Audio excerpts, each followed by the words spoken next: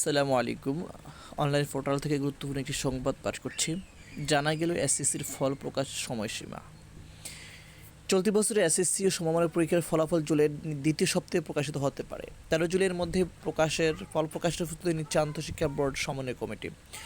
Board সূত্রে জানা গেছে, যেসব বিষয়ের পরীক্ষা আগেই শেষ হয়েছে সেগুলো উত্তরোত্তর মূল্যায়ন শেষ করে বোর্ডে জমা দেওয়া হচ্ছে। কিছু বিষয়ের খাতা মূল্যায়নে সামান্য বিলম্ব হলেও নির্ধারিত সময়ের মধ্যেই ফল প্রকাশে তৎপরতা চলছে। ঢাকা শিক্ষা বোর্ডের চেয়ারম্যান আন্তঃশিক্ষা বোর্ড সমন্বয় কমিটির সভাপতি অধ্যাপক ডক্টর খন্দকার হাসানুল কবির জানান, 13 জুলাইয়ের মধ্যে ফল প্রকাশ করা হবে, তবে চূড়ান্ত তারিখ শিক্ষা মন্ত্রণালয়ের অনুমোদনের পর নির্ধারিত হবে। তিনি বলেন, নিয়ম অনুযায়ী পরীক্ষা 60 দিনের মধ্যে ফলাফল প্রকাশ করতে হবে। সেই হিসেবে 12 জুলাই সময়সীমা শেষ দিন। সম্ভাব্য তারিখ নির্ধারণ করে আমরা শিক্ষা মন্ত্রণালয়ে পাঠাবো এবং অনুমোদনের পর তা প্রকাশ করব।